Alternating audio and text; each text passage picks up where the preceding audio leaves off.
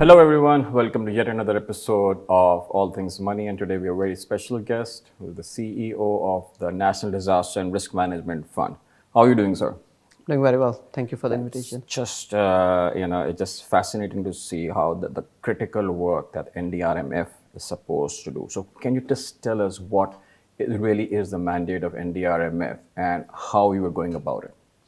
So the institution was established in 2016. It became operational in 2018. The mandate of NDMRF was related to disaster risk reduction, climate adaptation, and building the fiscal resilience against the different types of disaster which Pakistan is exposed to and right now is actually facing. So our mandate was very specific in that context. We were not supposed to be related or working on anything which is post-disaster relief for or humanitarian work. Our mandate is to reduce the risks of disasters, and that's what we are focused so far. So how do you do that? What is the data that you're essentially looking at? Now, it's a classic risk management role. What kind of data are you looking at? What are the metrics that you're looking at? How do you go about that? Okay, this is a high risk area. This is a low risk area. These are the disasters that I will supposed to focus on. What's the process like? In the case of Pakistan, Pakistan is an extremely disaster-prone country, and so we happen to be locating at a geographical location where we are exposed to so many different types of disasters, and that's the reason that floods, earthquakes, heat waves, cyclones, and these are the different kind of disasters, and these all actually falls into our mandate. So what we specifically look into it, the data is very actually clear that because of our glaciers and our water system, the flood is a very obvious one which has been actually attracting our attention since the day we starting our operations. So far from 2000 onwards, all disaster related damages which Pakistan has faced, 90% has been flood related. So in that context, it's very clear for us to focus ourselves on the disaster, on the floods. But nevertheless, we've been actually focusing on other areas as well, and which is the drought, which is the heat waves and the cyclones and those other types of disasters as well. But flood management, flood protection, and early warning systems, and these are the typical classical kind of the areas in which we have been largely focused in our response. So in the case of floods, we know that the severity is very high and the frequency is also very high considering whatever was happening in the last 20, 25 years. Now, what tangible or concrete steps have been taken to ensure that the disaster or the damage due to floods has been reduced? And is there a way to monitor this? What has NDRMF done for that? Yeah, so I think one thing need to be very much clarified is that Pakistan is going to be facing the floods of different magnitudes, and that's because of our water management, and that's because of the glaciers and the source of the water which actually we're receiving. So this is a blessing, and it needs to be managed. But then we get a lot of water sometimes in a very short span of time. So this is basically the context of floods in which Pakistan has been facing and is going to be facing actually in the future as well. Now, against this background, what we can do, and just remember that our mandate is disaster risk reduction, which basically means is minimizing the impact of the disasters, because we just cannot eliminate it completely. So the majority of our work has been actually focused on the flood protection measures, and we have done that in some of the most remote as well as the vulnerable areas within Pakistan. Now, the associated work, which is again affiliated with the flood management, is the establishing early warning systems for localized early warning system for those areas which are extremely vulnerable, extremely prone to the different flood risks. Other than that, we've been actually strengthening the rescue services as well, and this all work we have been actually doing through the engagement of the community. So empowering the community through our community-based risk management practices, which we have actually hailed, we have initiated, and we have really mastered ourselves in those particular areas. So a lot of flood protection, early dams, check dams, cascading dams, flood protection measures, early warning systems, strengthening of the rescue 1122 services, and then empowering the communities. So this is the. So can you give me a tangible example of some project, something that was done that actually reduced the impact of floods in a community or in a specific area? Yeah, I mean, there are several. And I mean, the one particular right now, or the few particular right now, is many of our flood protection measures which we have done in KPK or in Gilgit-Baltistan as part of our earlier work since 2018 when we started that. So those many of those flood protection measures have actually guarded the communities over there. So in case some communities we have built the Gambian walls or flood protection walls, or we have done the small dams which basically channelize the water out of the communities. We have done in Balochistan, especially in Gilgit-Baltistan, and similarly in other areas as well. And the one is we have done in Sindh, especially in the rural Sindh areas as well. One particular measures which is a little bit kind of a sizable as well, and this is the work which actually we done after flood 2022, and this was part of the portfolio of the work which we done undertaken as a kind of a reconstruction and rebuilding of the flood protections which were earlier there, but they were heavily damages after the flood 2022. So one particular project of NDMRF have actually saved not only the communities in Sindh, but that have actually saved the Mohenjo-daro historical sites as well. So it has not actually protected the communities, but it has protected the historical sites, the heritage sites, and which of course is one of the treasure of Pakistan as well. And similarly, early warning systems in Gilgit-Baltistan and rescue 1122 services in KPK.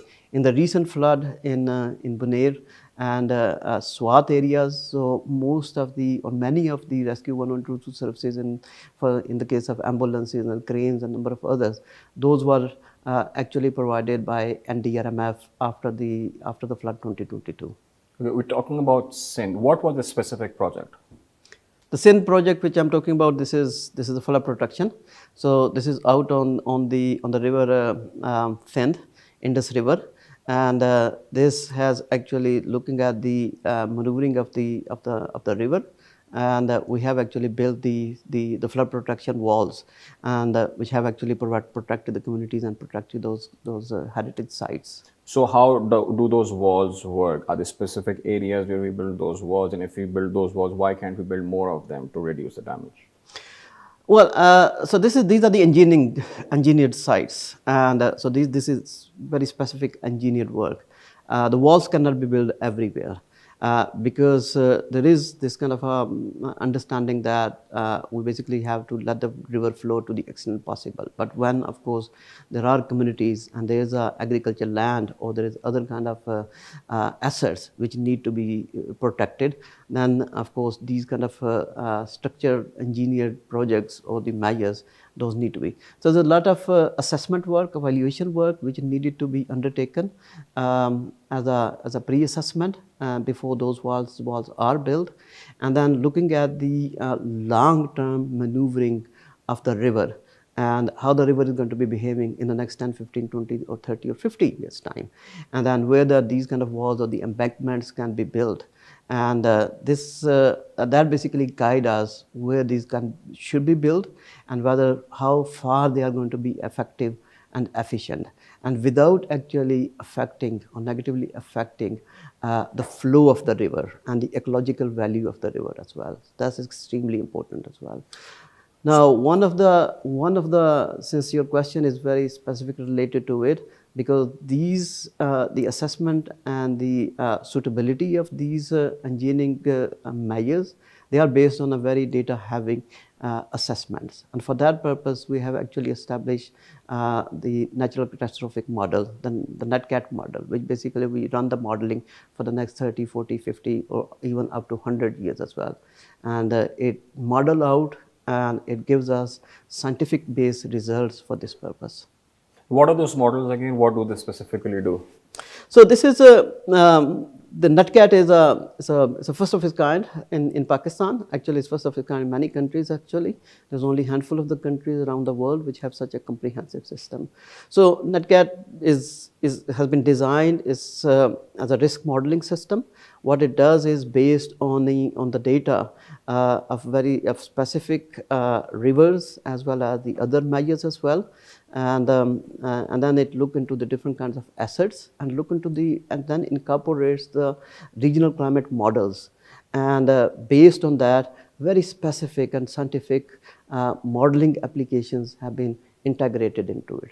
So they basically keep on looking in a real-time basis, or not in the real-time basis, but it basically look into the lot of data which is there as stored there, but then taking the information from the climate models, looking into the different kind of disasters which had happened in the recent history, and then model it out how the future looks like and what kind of impact we should be expecting.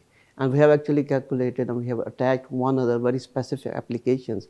It actually does the loss estimation against the different kind of disasters as well. All right, this makes sense. So, talking about early warning systems, we call it in let's say KP. What early warning systems are in place there, and how did they work out in the recent floods?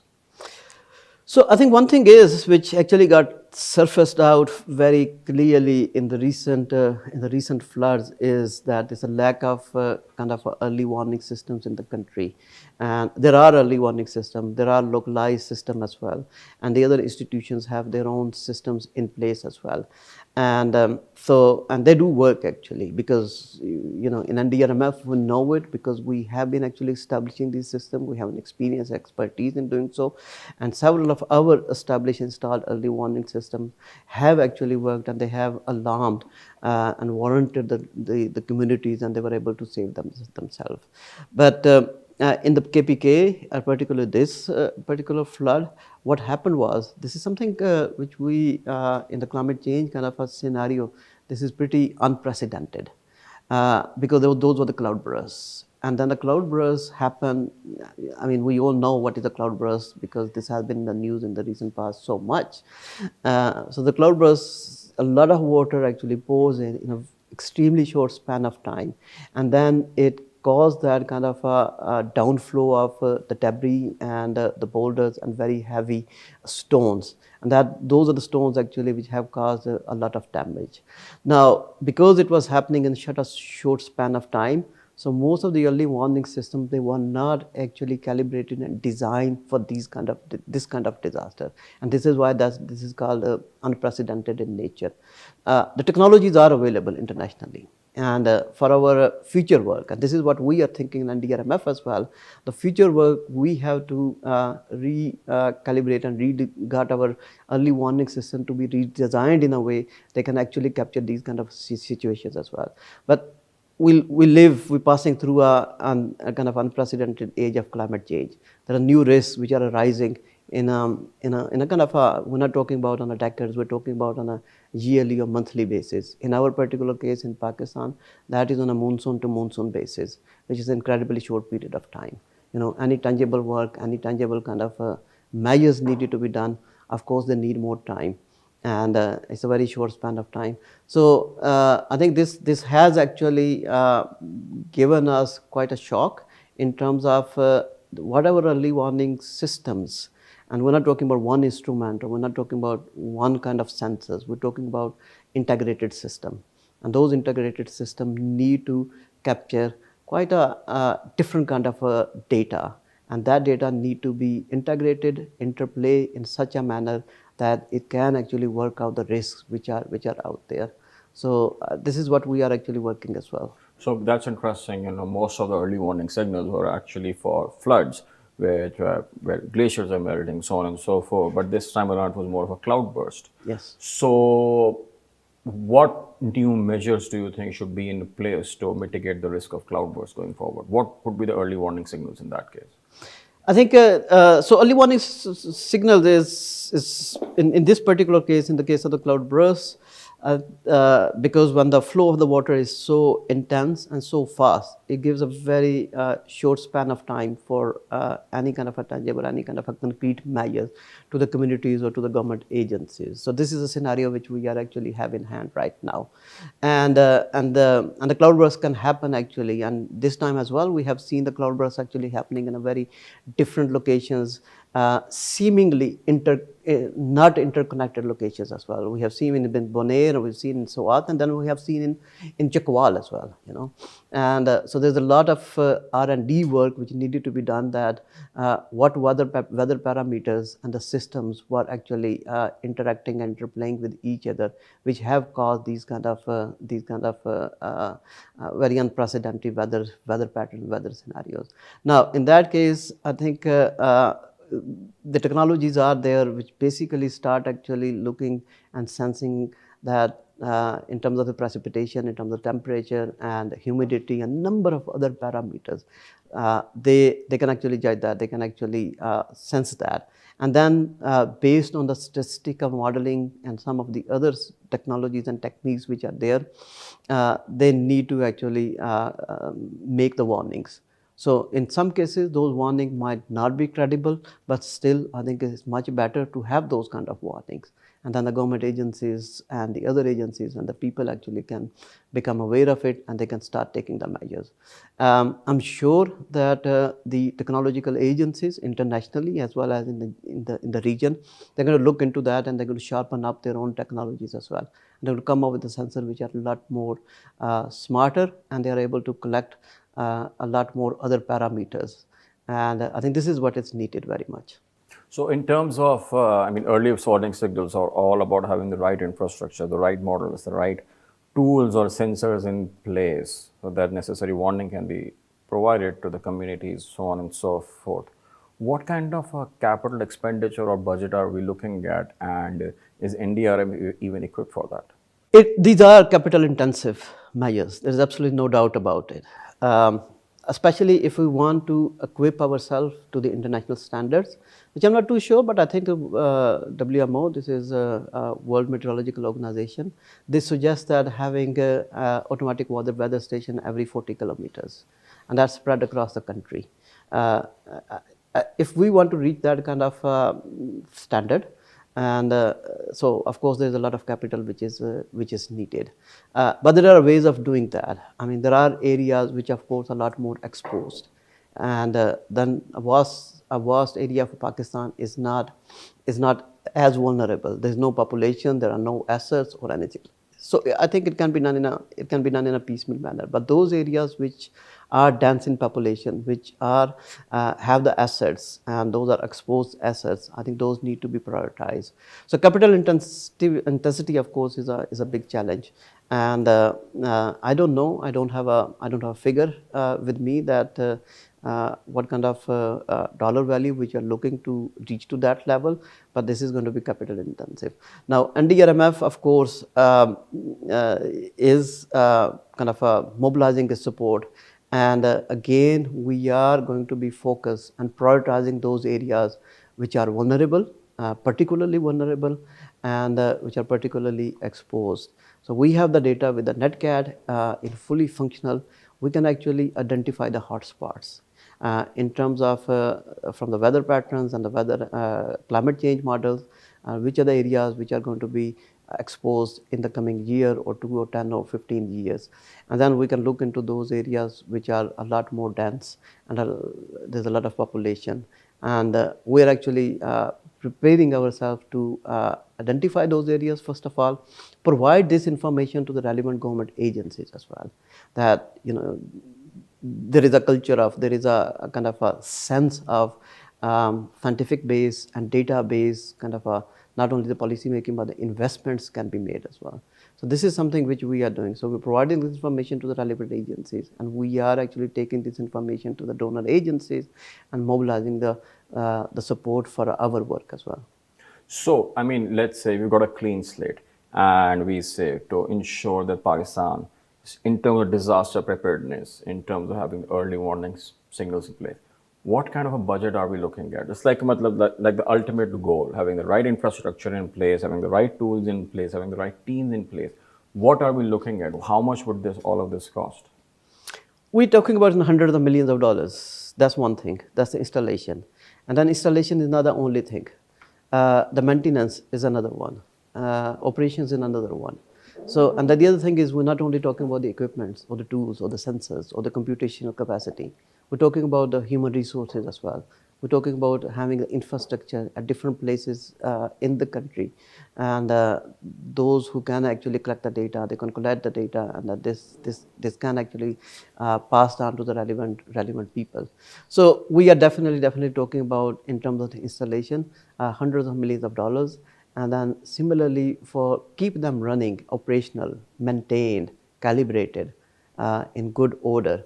Again, there is going to be few $1 million to keep them in function. So it is capital intensive job. But then, if you look how much these kind of measures they save in terms of damages, human lives, livelihood loss, then this whole figure actually looks minuscule. Exactly. So how do we go towards that? How do we get to a point that it's taken seriously enough that there is necessary allocation, there's private sector allocation, there is some co-financing? What should be the way forward? I think whatever everything which you mentioned, there is no one solution. There's the government agencies who have a kind of a specific mandate for that. I think those government agencies should be provided the financing, and that financing can come from the government resources, but there are donors, there are partners who are actually willing to come forward in order to support and help us. Secondly, I think that there is a role for the private sector as well. Now, the data is the new commodity, and what these old sensors, all these equipment, what they do is they collect data. That's the first thing they do. Now, analytical, drawing the results out of it, building the modeling applications, that comes later. And everything is actually can be commoditized as well. There is something, of course, for the government, for the policy making, for the warning systems, for the investment purposes, of course, that had to be provided to the government agencies, or even for research and development purposes for the students and academia, without any cost. But when there's a lot of usability and utilization of this information for the private sector, and this is where this can be actually commercialized. And that actually going to be helping the government and the relevant agencies to actually reduce the maintenance and operationalization costs as well. I think that's a great idea, because essentially you commoditize it, you commercialize it, and you reduce the overall financing requirement through that, and at least ensure that the necessary sustenance of the entity can run. That's absolutely true. Yeah. So, Bilal sir, just a few more things. What would be NDRMF's biggest priorities for the next 3 years? So the one thing which we have learned in Pakistan is Pakistan is disaster prone. I'm repeating myself, but I think this is a fact. And what also is happening is whenever a disaster strikes, almost all the damages and the losses, they basically are supported or borne by the government agencies. Or the people on the ground by themselves. Those people who have lost their houses, they might not actually get rebuilt for a long period of time. Public asset, this goes to the government books. So there is this, the losses and the damages, they are always on the public fundings, on the public finances. So NDMRF have actually come up with a new mechanism, and it's relatively new in Pakistan, but in other countries that model has been successfully implemented. So technically what is called is that to pass on some of the risks from the government to the private sector, and through different kind of financial instruments which has been successfully implemented in many other places. So disaster risk insurance is one such area in which NDMRF is right now is very heavily and rightfully focused right now. So in the next 3 years, what we want to do, and now we have the NetCat, because NetCat actually support in basically quantifying the risks and come up with the damages and the losses. in a more quantifiable, in a scientific basis as well. This actually provides us a very powerful basis to come up with the risk transfer mechanisms. And those risk transfer mechanisms can be taken up with the private sector, by the private sector, and they can actually design the products and services to offer the insurance to different people, to different investors. So this is something which we are actually trying to do very, very hard, and we want the insurance industry to come forward, and they actually start on a pilot basis. For example, the crop insurance. Whenever a flood happens or a cyclone happens, the small farmers, they lose their crops, and it takes about 3 to 4 years. There are a lot of studies basically show that 3 to 4 years for them to actually come back into the economic kind of equation, and they can actually recrop themselves again. So what we are actually proposing and actually coming up with the system is that there is an insurance mechanism in place. Whenever such a disaster strikes, there is a support available, not through the government, but by the government actually subsidize some of the premium paying, and the rest is by the farmers themselves or by the international donors. And then in a kind of immediate fashion, in the aftermath of a disaster, these farmers are provided the financial assistance in a rapid fashion, and they basically allow them not to fall into the poverty trap again. Many of them are already there. And then it's basically provide them the economic means, and they can stand up, they can start recropping at the next cropping season without losing too much of the time. So this is our biggest focus right now. We want to bring a insurance mechanism into place. Starting with the crop insurance, we want to go to the public asset insurance, and similarly into the other areas as well. We believe that this is going to be quite a contribution, quite a huge achievement for NDMRF. Once contribution to the government as well, it reduces the impact on the public financing, and then help the private sector, help the insurance industry to grow in Pakistan as well, which still is at a very, very early stages. That's fair. How do you go about that? Like, I understand, we can do crop insurance, and they can be insurance companies come and do that. They'll get themselves reinsured. How do you do that? There is clearly market failure when it comes to agri insurance. What can NDRMF do differently, or what kind of support NDRMF can provide that such a market failure can be solved? Yeah, so there is a market failure. You're absolutely right, and the failure happened because of a couple of reasons. The one is that the insurance industry did not have the capacity to actually quantify the risks. Now we have actually filled that knowledge gap with the NetCat. Now the NetCat actually provide them the basis, and they can come up with the risk premiums which are suitable for this country. They are not based on regional models. They are based on Pakistan. Exactly the situation in Pakistan. So that's one thing. We have already addressed that big knowledge gap, and the insurance industry is extremely pleased about that, and they are actually working on that. So this is something which you have actually done differently and quite successfully as well. Now the second is where the insurance industry has failed largely is the losses. And it become a kind of an ordeal, an uphill task to come up with the losses after a flood or a cyclone or anything like this. Insurance agents has to go, and they have to visit the area, they have to do the damage assessment.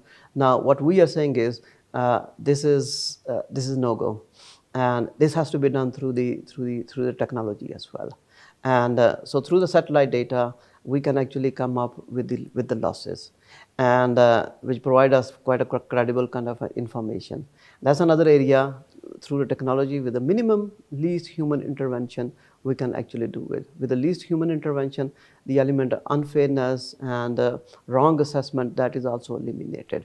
So that's a big kind of a relief for the insurance industry as well.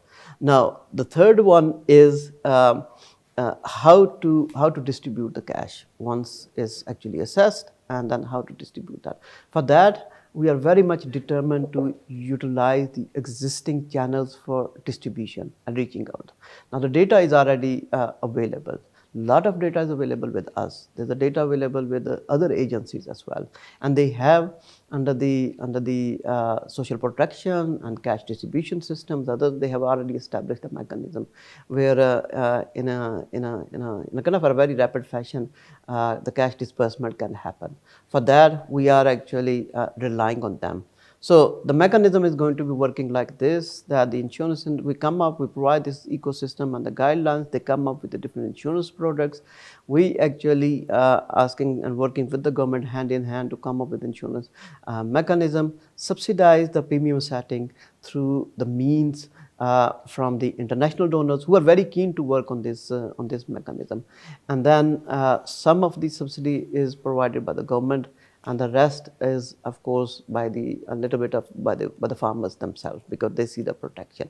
And let's say the scheme is being designed in a way that number of years no disaster actually strikes, so the risk, the premium is paid. That's not really gone in vain. That's not wasted. That actually goes back. Part of it is retained by the insurance sector or the industry as part of the administrative charge, and a little bit of the profitability. Of course, they need to keep them afloat, but the rest is actually going back as part of the contribution for the next year premium as well. So this is a kind of a rolling premium. Part of the rolling, substantial part of the premium is actually rolled to the next year and the next year's number. So this is going to be minimum burden of the government as well as the other donors who want to participate into it. But then the farmer or anyone who is insured remains protected for all the times and against the different kind of disasters. So this is not being done in Pakistan so far. This is the first time it's being rolled out in this fashion. This is very fascinating. So just one final thing, because something very close to what we want to do. How does one get access to the NatCat model? So NatCat model is open, it's accessible, and the basic features of NatCat are available through NDMRF's website. Anyone can go, can log in, and can see the system, can play around with the system. Anyone who wants to go deeper and actually want to seek some very specialized results, they just need to send an email to, and there's a dedicated email there. They need to send an email, and we are going to be creating a login for that person or institution, and then we actually set the access rights, how deeper, and they can actually go into the system and they can get that result. So it's very easy. It's nothing paper based. Everything is web based. And most of the cases, especially when students are writing their thesis or they're doing their R&D work, is open for them, and they are finding it extremely useful. For many agencies, international agencies, government agencies, when they want very specialized risk maps or risk assessment reports, they actually provide us the information, and we actually run the model for them, and we generate the reports and send it over to them. But we create their profiles as well. And we've been actually providing the training to a lot of institutions in the private sector as well as in the government sector, how to use this system. And this is fascinating, and I think more financial institutions and other entities should actually look into this, and maybe more work needs to be done to really tell people what this is. So as people have more knowledge, as more information goes about, definitely a lot more risk appetite increases, because now you can understand, you can assess things and just price it accordingly. Thank you, Bilal. Really informative discussion with you. Thank you very much. Thank you very much. It's a pleasure. Thank you. Thank you. Thank you, everyone, for watching. I hope you were able to understand what disaster risk management is all about. Till next time.